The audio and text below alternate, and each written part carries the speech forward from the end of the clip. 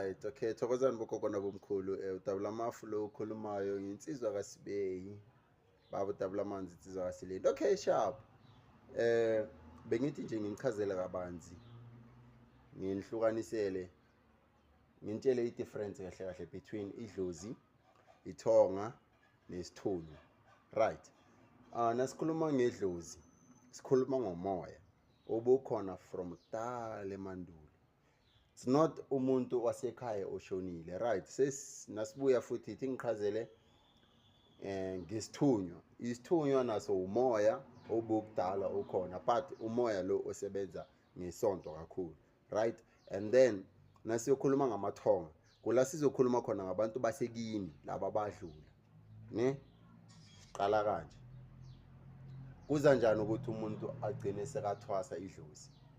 Right. Remember ukuthi idlozi beliloko likhona all along, and then idlozi, each and every family inedlozi, kunedlozi elikhona kuleyo mndeni, ne? And then le dlozi lelo ukuthi iqala ukusebenza mele lenzelwe, right?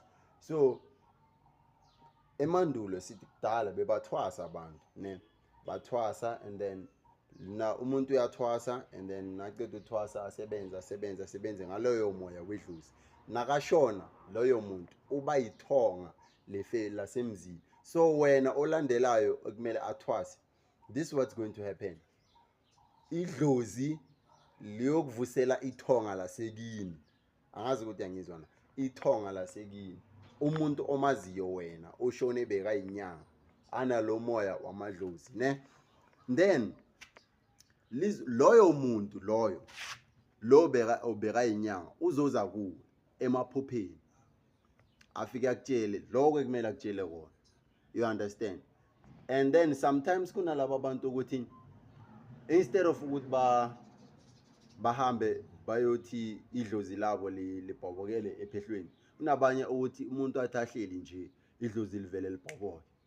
Remember ukuthi kudala bekunganamuntu obizwa ngoDabulamafu, namanje bekunganamuntu obizwa ngoDabulamafu, so uDabulamafu umoya widlozi leli lasefamily ebelikhona all along.